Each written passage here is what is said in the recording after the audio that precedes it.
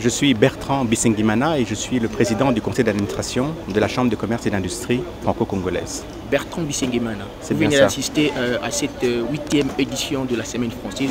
Qu'est-ce que nous pouvons retenir d'une manière brève, concrète, l'importance de ces assises? Bon, déjà comme vous dites, c'est la 8e édition que nous organisons. Donc ça veut dire qu'il y a une continuité dans le temps. Ça fait 10 ans que la Semaine française de Kinshasa existe. Elle a été créée en 2014, mais nous avons dû interrompre les travaux à cause de la pandémie de Covid-19.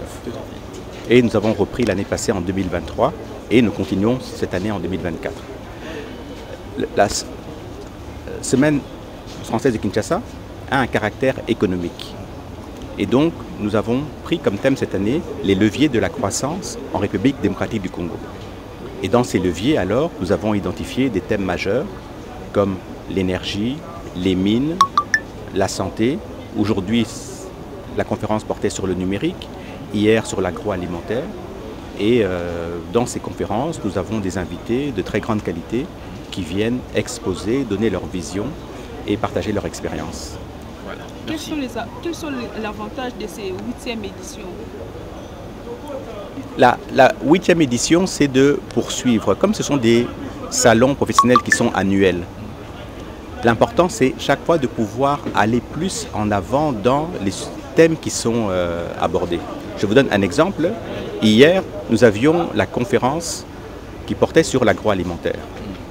Et nous avions la société PHC, Plantation et Huilerie du Congo, qui est le premier producteur d'huile de palme du Congo qui était présent.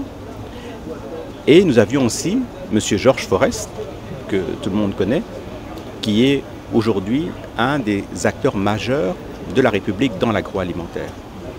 Et donc, M. Forest s'est déplacé de Lubumbashi pour venir uniquement assister à cette conférence. Et il y avait 2 ministres du gouvernement qui se sont aussi déplacés, le ministre de l'Agriculture, bien sûr, ainsi que son collègue, le ministre du Commerce extérieur. Donc ça montre, je dirais, l'importance de l'enjeu, l'importance des débats.